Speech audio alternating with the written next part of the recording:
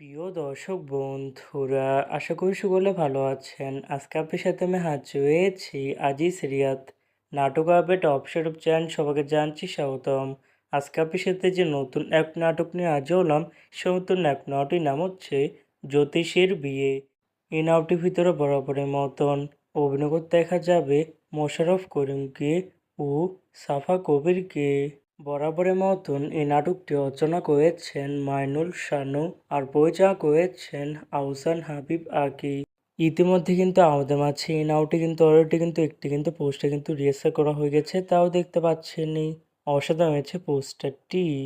অবশেষে এই নাটকটি ইউটিউব পর্দায় আসতে আছে খুবই শীঘ্রই। এই নাটকটি কিন্তু ট্রেলার প্রকাশ করা হয়েছে আমাদের মাঝে, তাও দেখতে পাচ্ছেনই।